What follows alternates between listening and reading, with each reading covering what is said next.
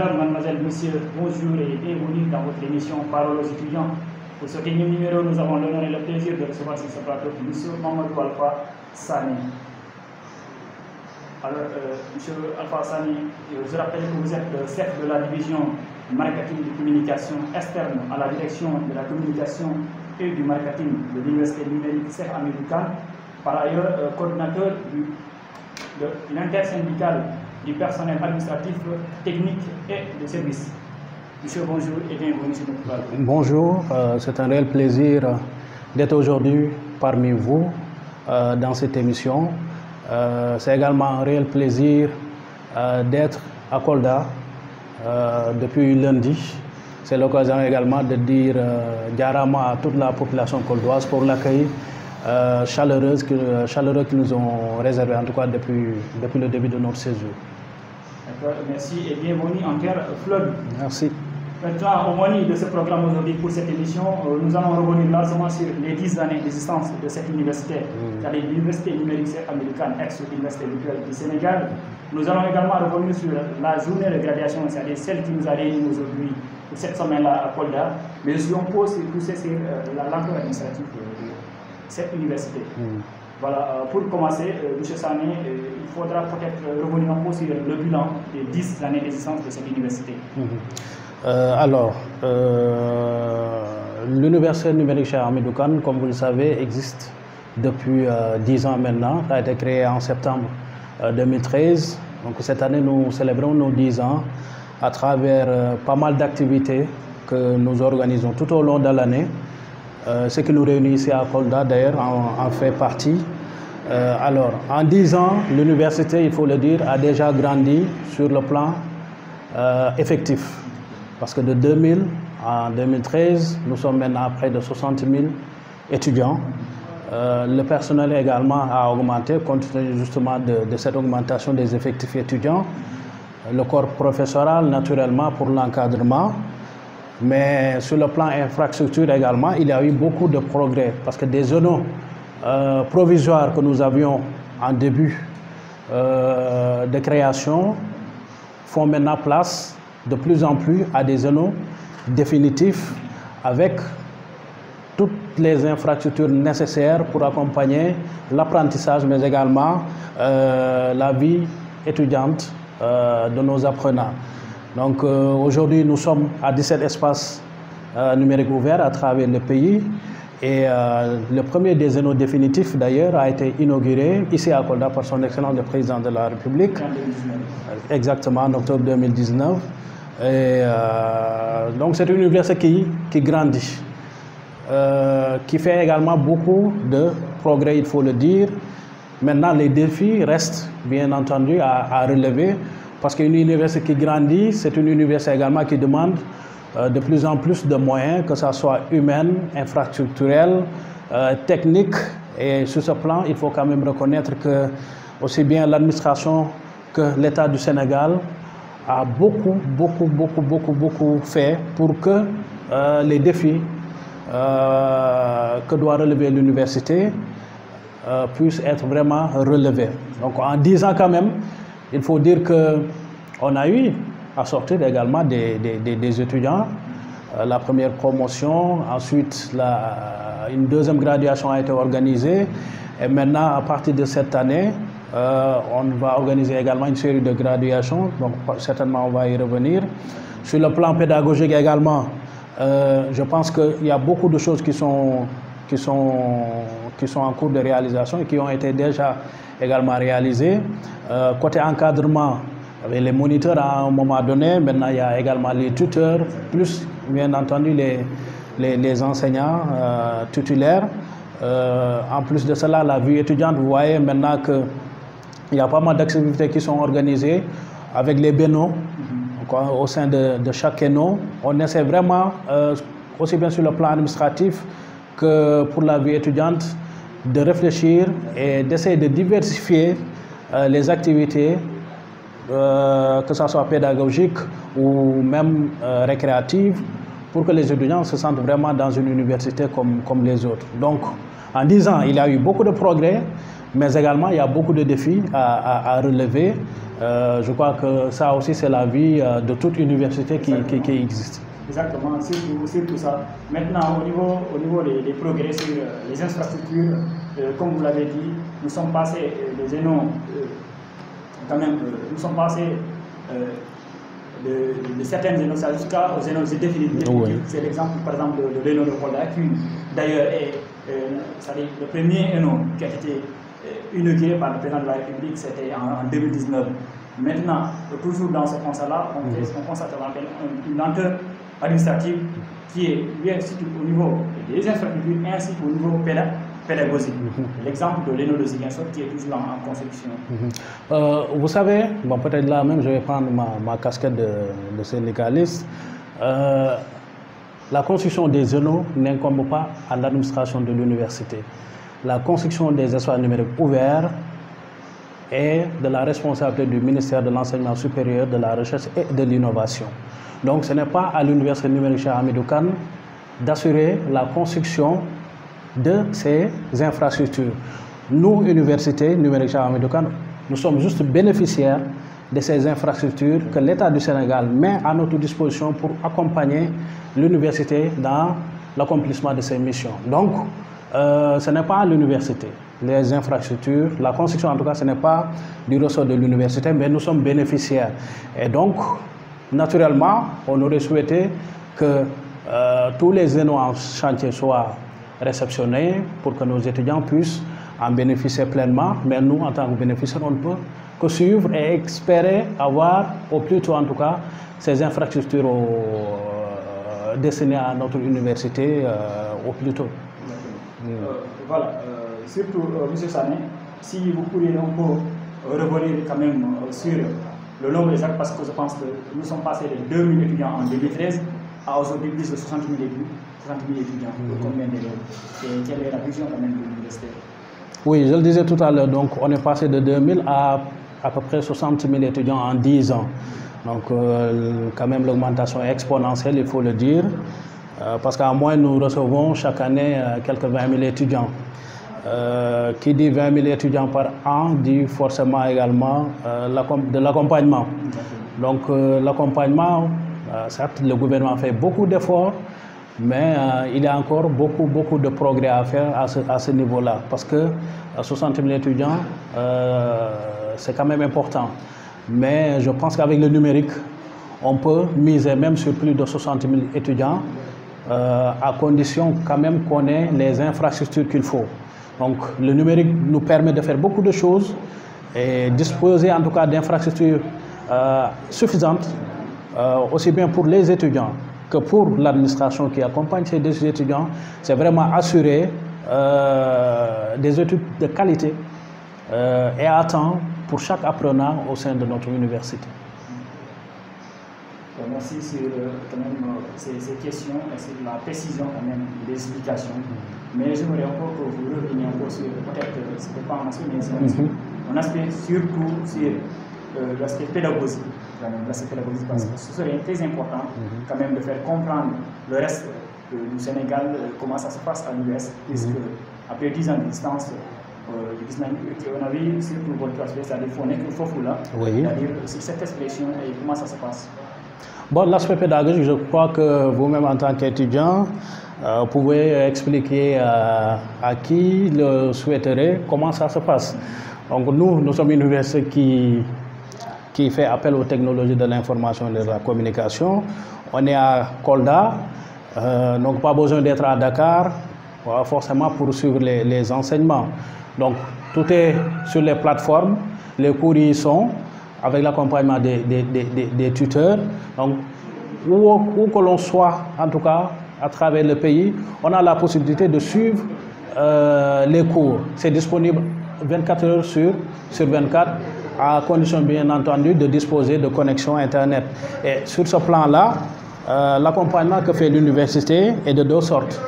Chaque étudiant régulièrement inscrit et qui bénéficie d'un outil de travail composé d'un ordinateur, d'un modem de connexion, se voit doté chaque mois d'un certain nombre de gigas, 7 je pense, ou même 10.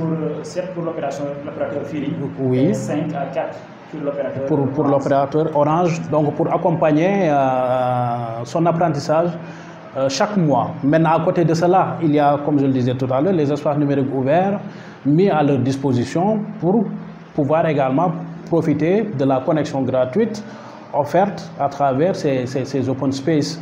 Et ça leur permet quand même de faire une certaine économie de la dotation mensuelle à côté. Exactement, sur ça, surtout. J'aimerais qu'on revienne un peu sur ça.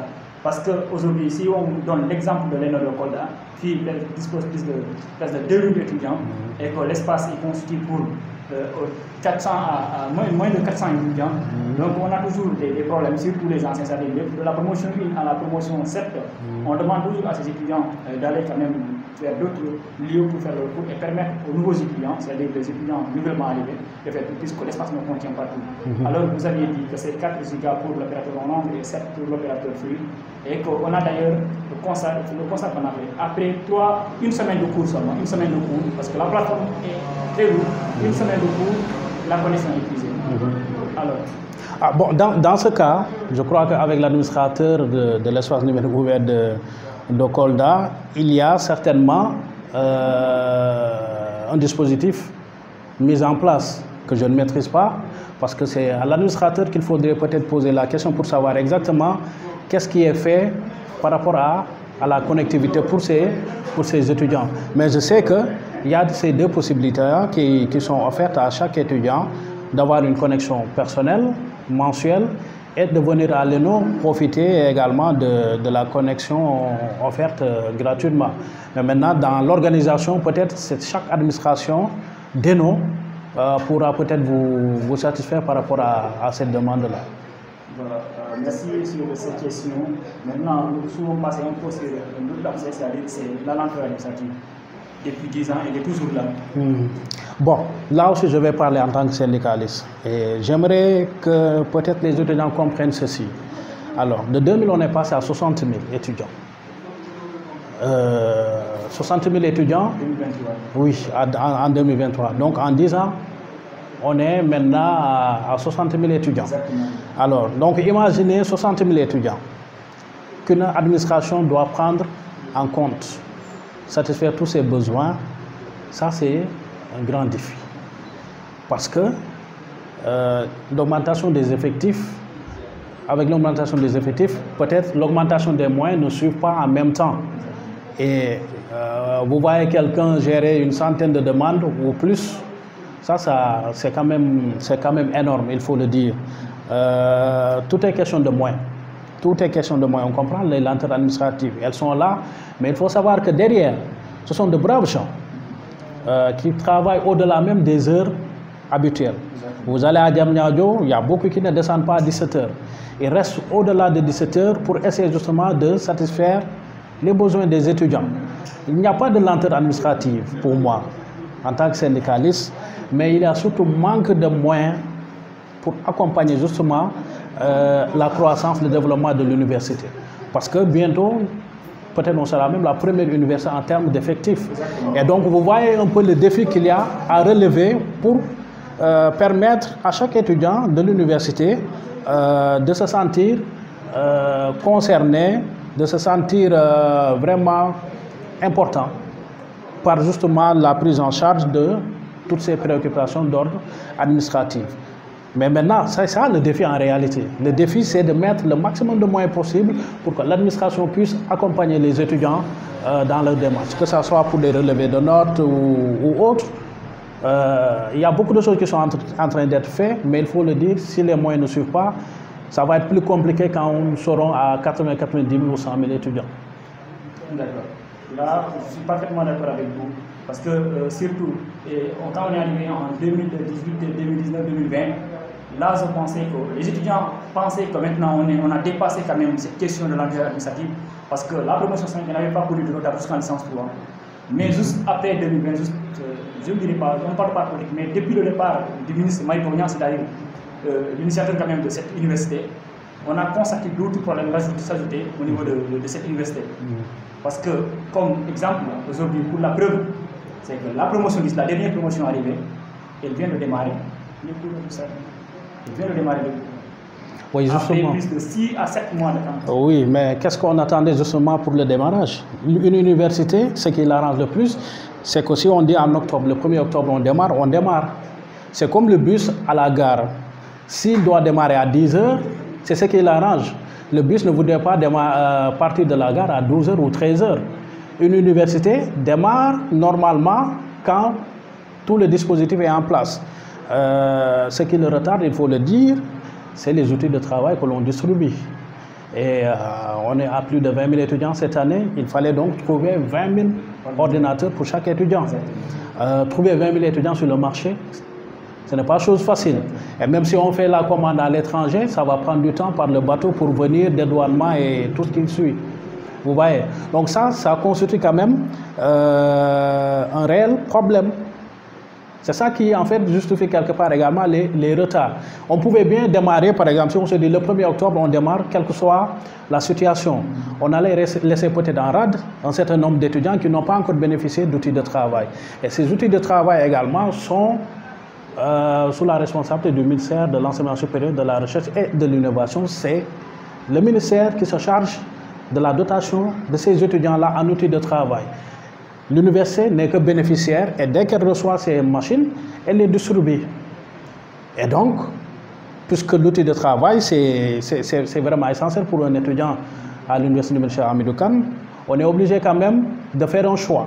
Soit démarrer sans les autres qui n'ont pas encore de machine, soit attendre que tout le monde soit doté pour démarrer les cours. Parce que les cours sont là. De toutes les manières, les cours sont disponibles. Le démarrage, ça peut se faire à tout moment, mais quand même, il y a un choix à faire. Est-ce qu'on va démarrer, quelle que soit la situation, ou bien jouer sur l'équité et attendre que tout le monde soit équipé de machines? Et ces machines-là, ce n'est pas l'université qui les achète, mais c'est le ministère et l'université se charge seulement de la distribution. Voulez-vous dire que cette lenteur ne se vit pas au niveau administratif, mais c'est au niveau externe, ce n'est pas interne? Du tout, parce que nous, dès qu'on reçoit les machines, on les distribue. On ne stocke pas de machines. Dès qu'on reçoit, on distribue. À travers le pays en plus, c'est vite fait. C'est vite fait. Maintenant, bon, on distribue ce qu'on a. Mais si on ne l'a pas, on ne peut pas distribuer. Madame Mademoiselle Moussé, je vous rappelle que vous avez aujourd'hui sur le plateau de parole aux étudiants M. Mamadou Alpha Sané, chef de la division de marketing et de communication externe à la direction de la communication et du marketing de l'UNICEF, à l'Université numérique Hamidou Kane. Il est d'ailleurs coordinateur de l'intersyndicale des personnels administratifs, techniques et de services au niveau de cette université. Monsieur Sané, on a parlé un peu sur le plan des 10 ans, c'est-à-dire les progrès aussi, c'est-à-dire les lenteurs, c'est-à-dire les problèmes que rencontre l'université, les problèmes principaux. Mais aujourd'hui, ce qui est important, c'est surtout revenir sur cette journée qui nous réunit aujourd'hui, c'est la graduation du étudiant. Ça renvoie à quoi? Alors, ça renvoie à des moments de joie, de partage, de bonheur, de jouissance pour les étudiants de la région sud. Parce que les concernés sont les étudiants des ENO de Ziguinchor, de l'ENO de Bignona et de Kolda. Alors, c'est vraiment des moments exceptionnels qu'on veut exceptionnels et en même temps de communion. Parce que là, on change de formule. D'habitude, ça se passe à Dakar, mais maintenant, l'université mise sur la proximité parce que c'est notre singularité. Nous sommes une université de proximité, une université qui est près de la communauté. Raison de plus pour vraiment penser également à d'autres formules d'organisation pour ces moments de communion à travers la graduation de nos étudiants. Maintenant, Kolda va être la première étape d'une série de cérémonies qui vont se tenir tout au long des prochains mois à travers le Sénégal. Et maintenant, le Fouladou a l'honneur d'accueillir cette première cérémonie de graduation qui va concerner les étudiants des ENO du Sud. Voilà, Kolda accueillit, ça vient à chaque fois, parce que je me rappelle aussi quand il y a le coup du coordinateur, c'est aussi Kolda qui avait ouvert la balle. Maintenant, pourquoi ce choix? Ce choix s'explique, comme je le disais tout à l'heure, d'une part, par le fait que Kolda est la ville qui a eu à inauguré le premier ENO définitif. Je crois que ça déjà c'est symbolique. Revenir à Kolda, rien que pour ça, aurait suffi comme raison. L'autre chose, c'est que naturellement, l'actuel ministre, notre ministre de tutelle, se trouve être un enfant de la région, le professeur Moussa Baldé. En plus de cela, Kolda est vraiment singulier dans la mesure où, moi en tout cas personnellement, je sais que j'ai beaucoup d'amis étudiants parmi eux, et dès que je suis à Kolda, voilà, je me sens exactement, je me sens chez moi. C'est l'occasion d'ailleurs de saluer Bouli Boiro, l'ancien Beno. Voilà, donc vraiment à chaque fois que je suis ici, je ne me sens pas seul. Il est vraiment au petit soin pour moi, et je crois que rien que pour ça également, c'est motivant pour penser vraiment à organiser cette graduation dans la région de Kolda. Voilà. Maintenant, M. Sané, vous avez justifié le choix de Kolda, vous avez rebondi un peu sur la définition quand même, ou la définition de cette graduation. Mais alors, comment ça va se faire, puisqu'il y a 4 promotions à graduer au-delà d'une promotion? Oui, bon, en fait là, nous parlons beaucoup plus de gradation pour les licences et masters. Pour moi, c'est plus rassembleur que de parler de promo 5, 6, 7. Pour moi, c'est en quelque part de diplômés tout court, parce que nous sommes une famille. En parlant de promo 4, 5, 6, pour moi personnellement, c'est les séparer. Alors qu'en fait, nous formons une seule famille. Nous partageons vraiment les mêmes valeurs. Donc, on célèbre des étudiants diplômés en licence et master.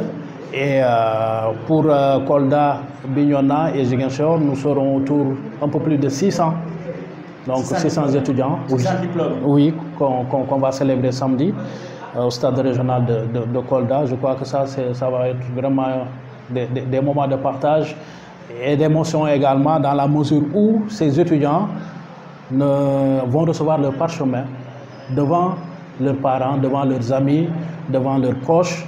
Et je crois que cela montre encore une fois la possibilité qu'offre cette université, c'est-à-dire être chez soi, y poursuivre ses études après le bac, réussir et être célébré devant sa famille, devant ses amis, devant ses proches, dans son terroir.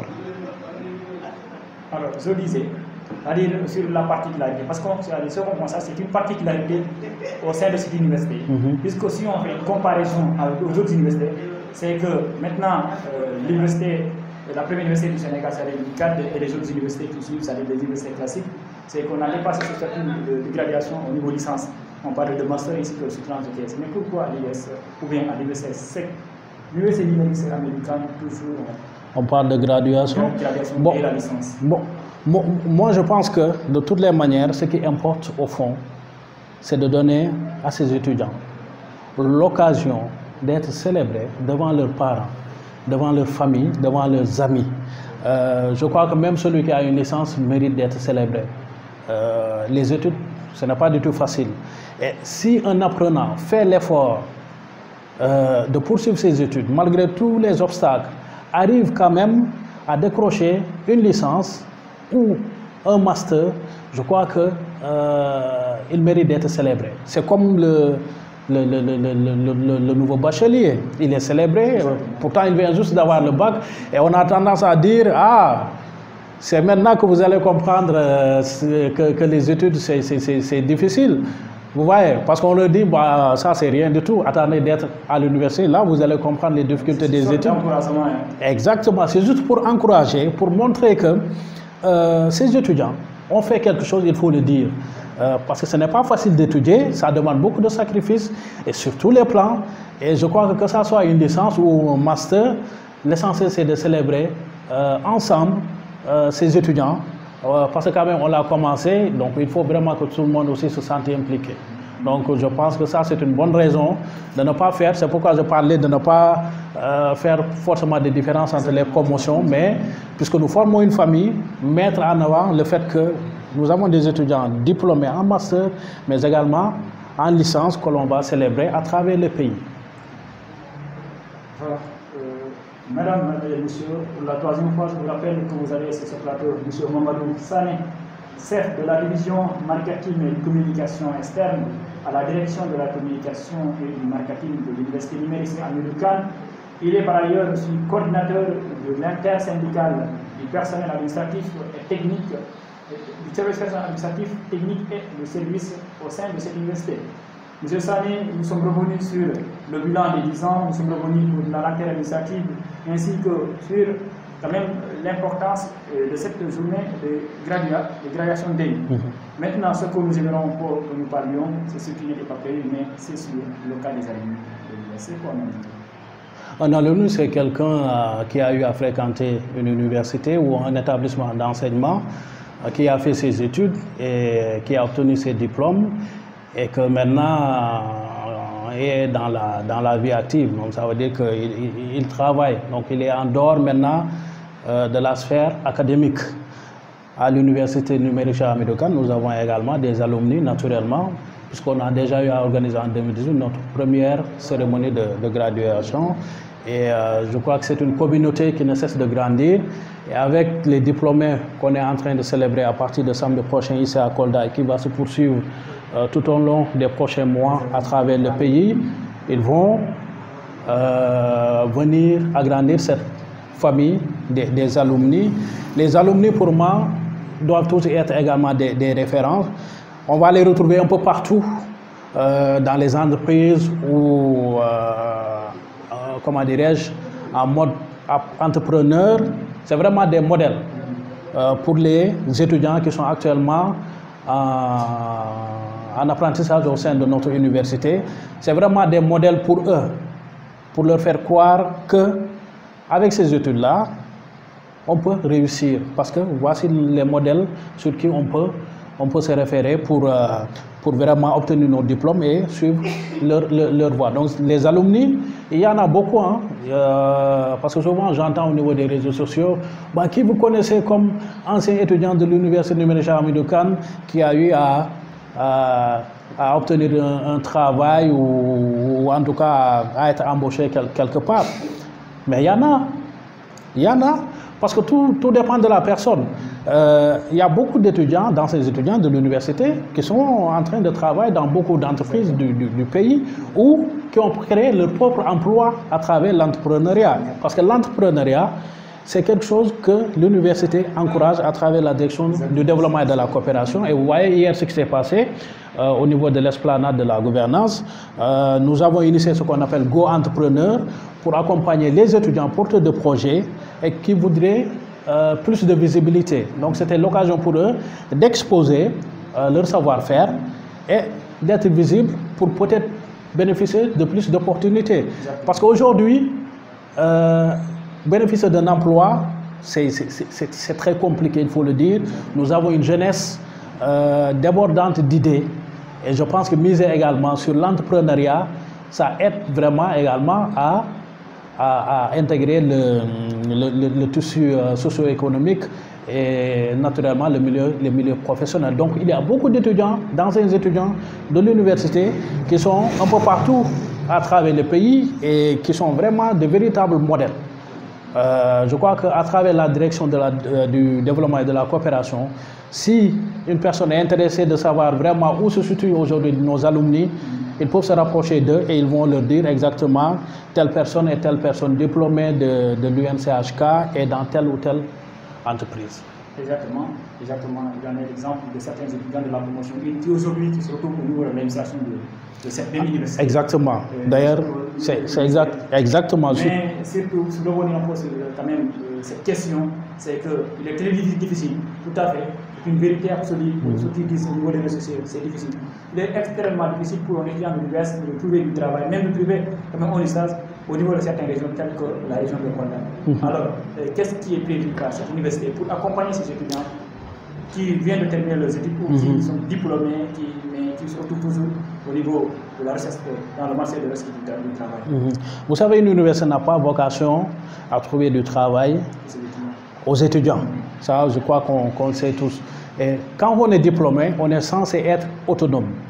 Autonome de pouvoir rédiger soi-même sa lettre de motivation, son CV, et faire les démarches nécessaires pour obtenir un stage et peut-être après un premier contrat.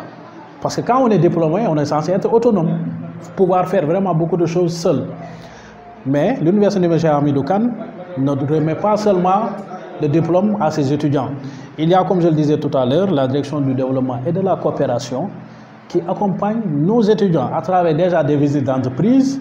Il les aide également à travailler leur CV, leur lettre de motivation, mais par la coopération également, il y a pas mal d'étudiants, il faut le dire, il y a pas mal d'étudiants qui ont eu une première expérience professionnelle grâce à l'accompagnement de l'université par la direction du développement et de la coopération. Alors, pour moi, c'est l'occasion d'inviter tous ces étudiants-là à se rapprocher encore une fois de la direction du développement et de la coopération, parce qu'ils sont dans l'accompagnement à l'entrepreneuriat, mais également à l'insertion professionnelle, de se rapprocher de cette direction pour toujours demander un accompagnement, que ce soit dans la rédaction de CV ou de lettres de motivation, ou voir s'il n'y a pas d'opportunité qui se présenterait à eux.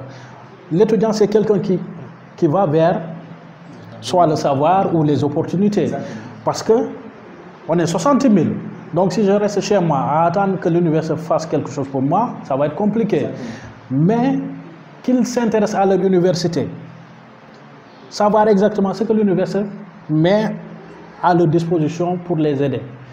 Et la direction du développement et de la coopération a pas mal de services qui pourraient les accompagner dans ce cadre-là. C'est vraiment une invite que je leur fais de se rapprocher de cette direction et je pense que pour certains, ça sera vraiment un début de solution par rapport à une première expérience professionnelle. Voilà, administrative, on en a pour trop parlé, on peut aussi revenir sur le volet sportif, puisque c'est aussi également l'occasion, puisqu'il y a la coupe directe, ancienne coupe de la coupe du coordinateur. Effectivement. Alors, on peut sur cette question aussi.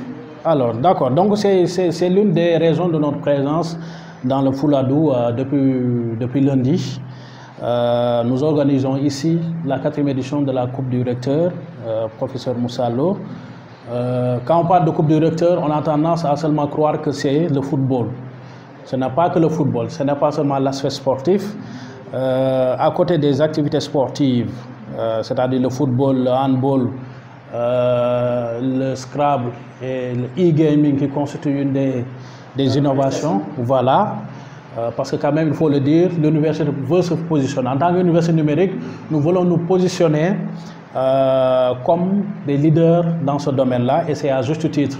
Parce que je crois que c'est quelque chose sur laquelle on peut s'aligner et être vraiment des références.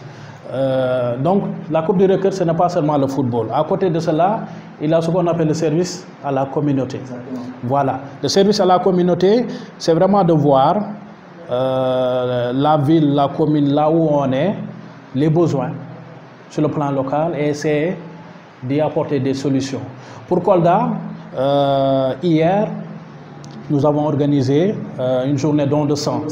Voilà, parce que c'était un besoin exprimé et qu'on a essayé de satisfaire. C'est l'occasion de remercier vraiment tous les volontaires qui ont bien voulu participer à cet élan de solidarité pour les structures sanitaires de la région. Demain, vendredi, dans la matinée, nous avons également prévu de faire des dons à la MAC, la maison d'arrêt et de correction, mais également à 4 daara, donc des écoles coraniques, dans la matinée à partir de 9h.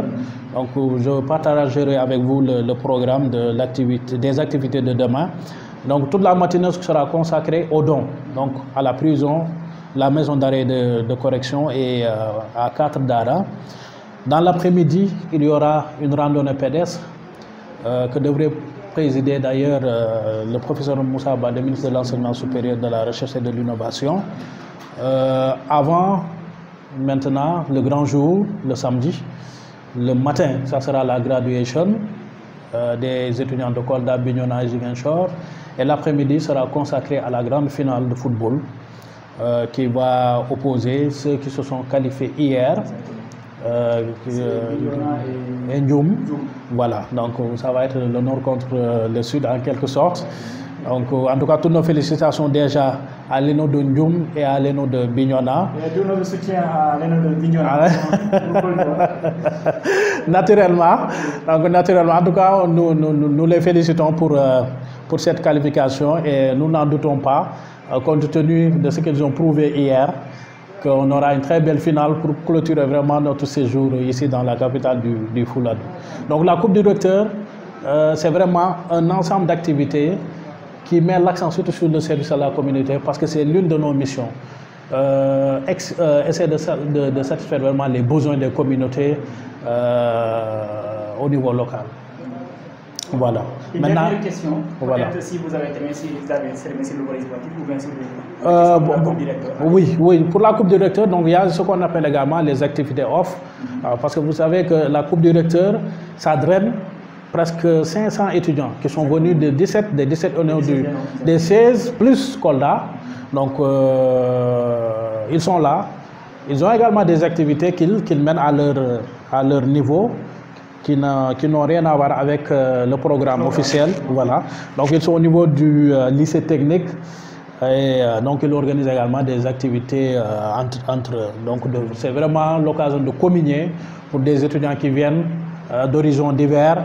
Et ce brassage-là, je crois que ça aussi, ça participe vraiment à former des citoyens modèles pour demain. C'est même l'occasion aussi pour ces étudiants de se connaître. Exactement. Ils travaillent dans le numérique. C'est l'occasion de... Qui ne sont jamais vus quand même. Exactement. Et je crois que c'est de très bonnes occasions à saisir. Et heureusement, on est là pour 5 jours, on va dire. Et donc, c'est l'occasion vraiment de tisser des relations. Parce qu'on ne sait jamais, un étudiant qui est à Ndioum peut un jour décrocher une opportunité à Ziguinchor. Et ça sera l'occasion de voir le camarade ou la camarade de Ziguinchor pour pouvoir lui faciliter son intégration, son installation et son séjour. Voilà. Alors une dernière question, c'est simplement sur quand même ces personnes de 16 ans qui sont déjà dans le monde professionnel. Je vais parler aux enseignants qui veulent toujours continuer leurs études à l'US. Pour les enseignants. Oui. Continuer ou qu'ils veulent continuer, poursuivre leurs études. Pour les étudiants. Donc, enseignants, ex-étudiants des autres universités qui sont inscrits à l'université virtuelle pour un master. Par exemple. C'est l'exemple des professeurs de français et qui continuent avec le master avec quand même cette option. De formation continue ou... S'il y a des formations continues à l'université. Oui, effectivement, nous avons des formations initiales avec les étudiants orientés par le gouvernement, mais également des formations continues destinées à des professionnels à côté. Donc c'est comme ça que l'on fonctionne. Maintenant, je ne sais pas par rapport à l'enseignement dont vous parlez, là peut-être que je n'ai pas bien compris votre question. Si, par exemple, il y a des étudiants, il y a des professeurs du lycée à Pamela qui sont inscrits ici. Oui. En anglais, par exemple, il y a un professeur d'anglais qui faisait anglais à l'université et qui est professeur d'anglais et qui poursuit. Oui, donc ça c'est la formation continue. Donc à côté de ce que je dis, il y a la formation, maintenant il y a la formation continue destinée à ce type d'apprenants. Donc ils suivent les mêmes programmes que les autres étudiants. Donc nous avons la formation initiale et la formation continue pour les autres. Merci M. Sané. Je rappelle que vous êtes le chef de la division du marketing et de communication externe à la direction de la communication et du marketing de l'Université numérique américaine ex-UVS. Vous êtes par ailleurs coordinateur de l'intersyndicale du personnel administratif technique des services au sein de cette université.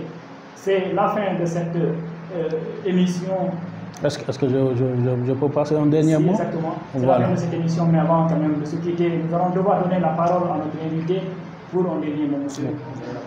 Merci beaucoup. C'est vraiment des mots de remerciement d'abord pour toute la population coldoise qui a montré beaucoup d'intérêt à ce que nous faisons, qui nous a accueillis de manière vraiment chaleureuse, et c'est l'occasion également de les inviter à venir samedi célébrer avec leurs enfants, leurs filles et fils à travers la graduation que l'on organise le samedi matin à partir de 9h. Vos enfants ont travaillé, vos enfants méritent d'être célébrés et ça sera vraiment l'occasion de voir que vous avez raison de miser sur l'université numérique Cheikh Hamidou Kane, malgré les difficultés. Les défis sont là et c'est avec ce genre d'étudiants-là que nous pourrons véritablement les relever. Donc, on se donne rendez-vous samedi matin pour célébrer les étudiants de Kolda, Bignona et Ziguinchor. Merci. Alors, Serre Koldo a rendez-vous samedi au lycée régional de Kolda pour poursuivre les activités de la graduation. Quant à moi, je vous donne rendez-vous la semaine prochaine pour un autre numéro de Parole aux étudiants.